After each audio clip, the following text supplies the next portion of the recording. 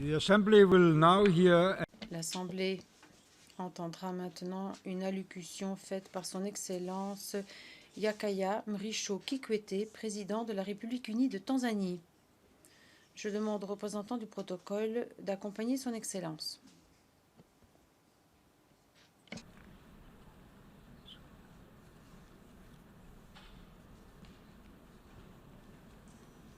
On behalf of the General Assembly, Au nom de l'Assemblée générale, j'ai l'honneur de souhaiter la bienvenue aux Nations unies à son Excellence, M.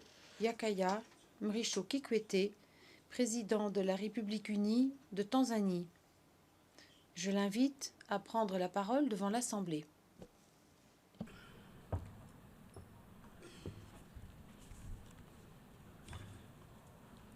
Mr. President, Monsieur le Président, Monsieur le Vice-secrétaire général, Excellences, Mesdames et Messieurs les chefs d'État et de gouvernement, Mesdames et Messieurs, je m'associe à ceux qui m'ont précédé pour vous féliciter à l'occasion de votre élection bien méritée à la présidence de la 70e session de l'Assemblée générale. Votre élection est un hommage tout à fait mérité pour votre carrière. Vous avez été ministre des Affaires étrangères et ministre des Finances dans votre pays et vous avez également été président du Parlement danois. C'est aussi une illustration du respect que cette Assemblée a pour votre grand pays, le Danemark. Je puis vous assurer du plein appui et de la coopération de mon pays pour honorer votre mandat. Monsieur le Président, je souhaiterais rendre hommage à votre prédécesseur, M. Sam Kutesa, ministre des Affaires étrangères de l'Ouganda, pour la manière remarquable avec laquelle il a dirigé les travaux de la 69e session de l'Assemblée générale. En effet, ce grand fils de la terre africaine nous a rendus fiers.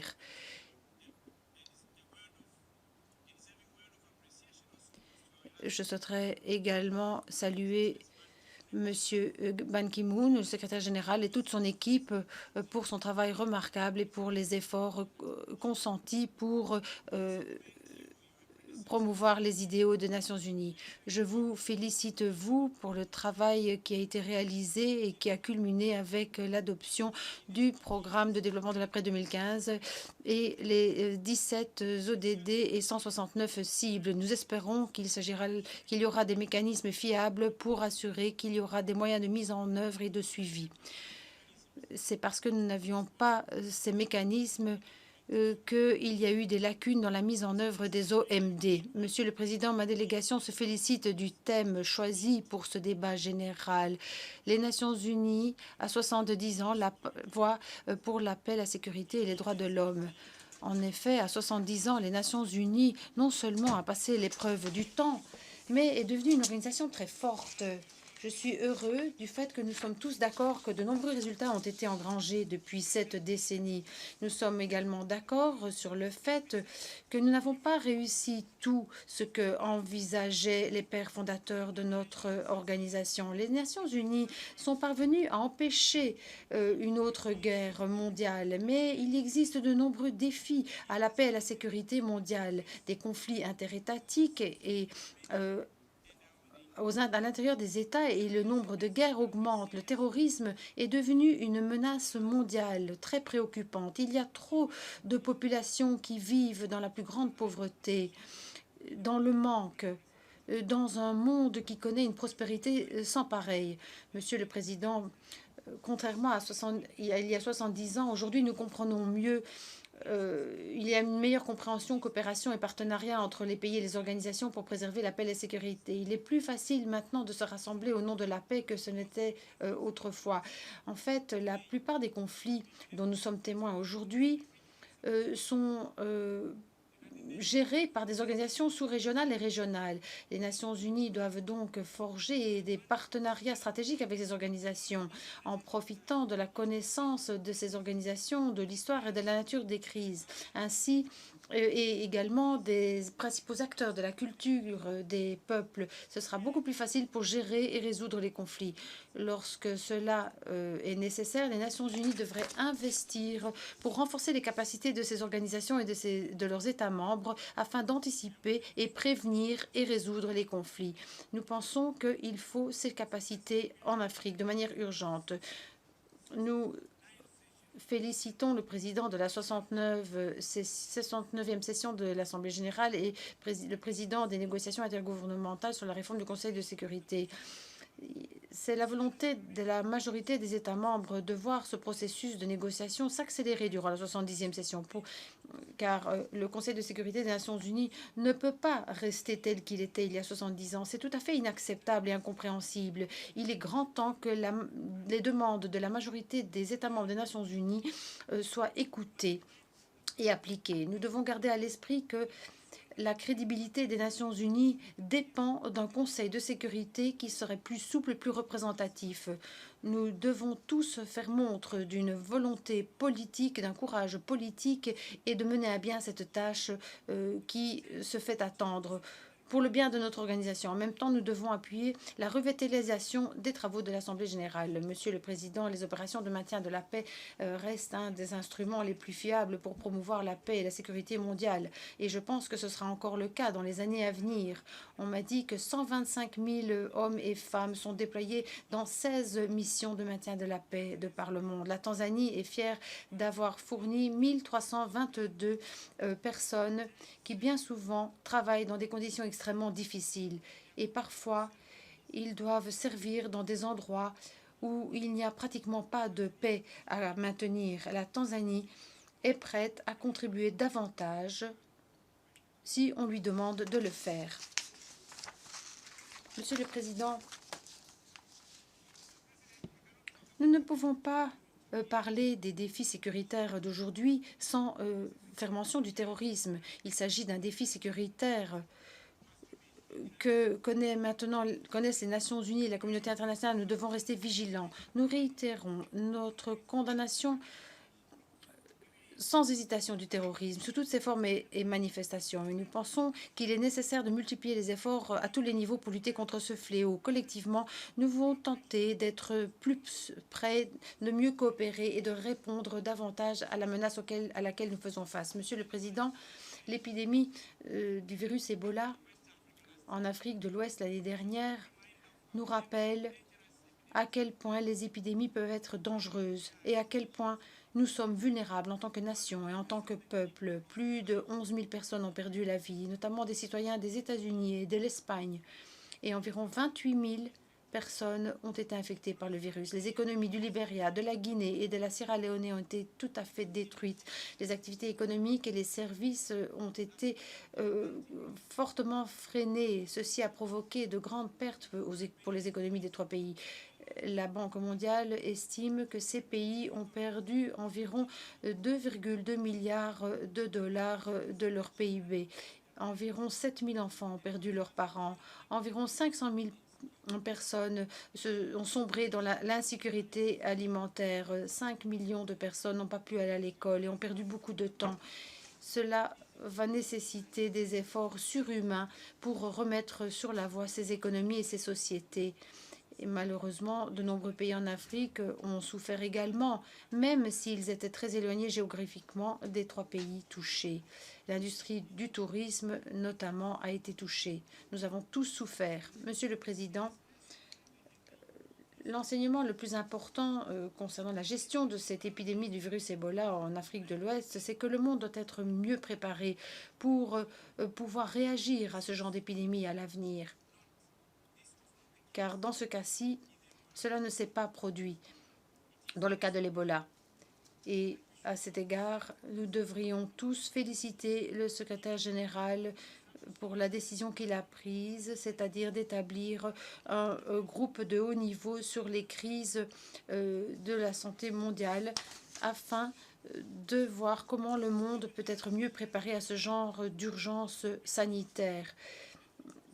Nous ne pouvons pas encore donner de résultats concrets à cet égard devant l'Assemblée générale. Nous allons terminer nos travaux au mois de décembre 2015 et je suis convaincue que notre rapport sera présenté devant l'Assemblée pour information et pour que des mesures soient prises. Nous comptons sur votre appui.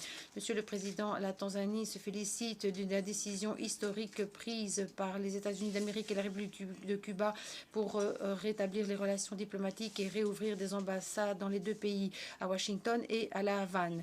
Nous nous associons au peuple de Cuba et des États-Unis pour commémorer cet événement très important. Nous félicitons le président Barack Obama et le président Raúl Castro de leur leadership audacieux. Les deux dirigeants et les deux pays nous ont montré à nous tous quelle était la puissance du dialogue pour trouver des solutions, même lorsqu'il s'agissait de conflits de longue date bien enracinés.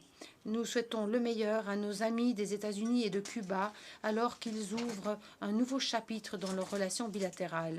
Nous lançons un appel aux États-Unis pour qu'ils lèvent l'embargo et les sanctions toujours en cours qui ont condamné le peuple du Cuba à la pauvreté et à la misère depuis 50 ans. Dans le même esprit, Monsieur le Président, nous espérons que Israël et la Palestine vont reprendre leur dialogue pour que ce conflit qui dure depuis si longtemps puisse être résolu de manière pacifique. Il est temps de mettre fin aux souffrances endurées par le peuple de la Palestine. Et il est temps que le peuple d'Israël puisse vivre en paix et en harmonie avec ses voisins. Il est bien regrettable que nous soyons en train de commémorer les 70e anniversaire des Nations Unies alors que ce conflit n'est pas résolu. La Tanzanie souscrit au concept des deux États avec un État d'Israël et un État de la Palestine souverain, vivant côte à côte dans la paix, la sécurité, l'harmonie, la reconnaissance mutuelle, la confiance et la coopération. Nous pensons que c'est là quelque chose de réalisable et de possible. Mais ce que nous devons faire, c'est que nous devons redoubler d'efforts. Monsieur le Président, une autre question en souffrance dont est saisie cette organisation, et c'est une question que nous ne pouvons laisser de côté, c'est la question du Sahara occidental. Le manque de progrès du côté des Nations Unies pour mettre en œuvre ces décisions en la matière est bien dommage et incompréhensible. Le peuple sahraoui attend depuis trop longtemps d'avoir la possibilité de décider de son destin. Il faut que notre organisation montre la volonté politique, montre le courage nécessaire pour faire ce qu'elle a décidé de faire depuis longtemps.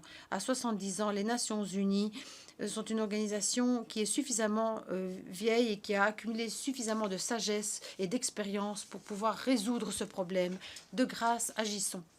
Monsieur le Président, le 20 septembre 2006, j'étais à cette tribune pour la première fois et j'ai pris la parole devant cette assemblée éminente en tant que 4e président élu de mon cher pays, la République unie de la Tanzanie. Aujourd'hui, je prends congé de vous. Je vais quitter mon poste puisque j'ai terminé bientôt mon 2e mandat, comme cela est prévu dans la Constitution tanzanienne. Je vous remercie de votre appui et de votre coopération que vous avez prêté à mon pays et à mon administration pendant 10 ans.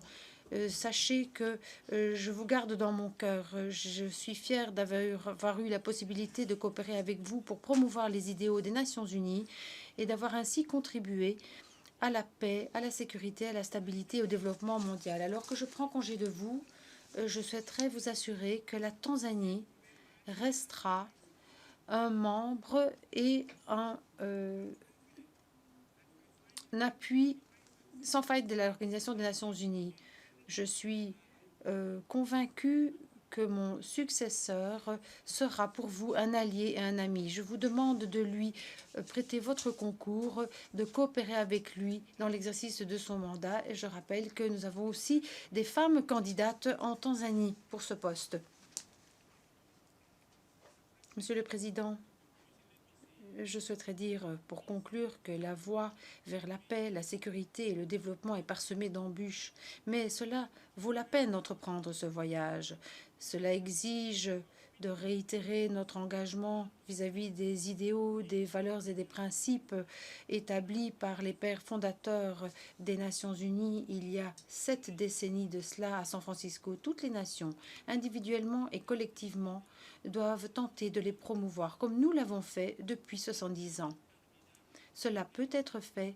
Jouez votre rôle. Merci beaucoup.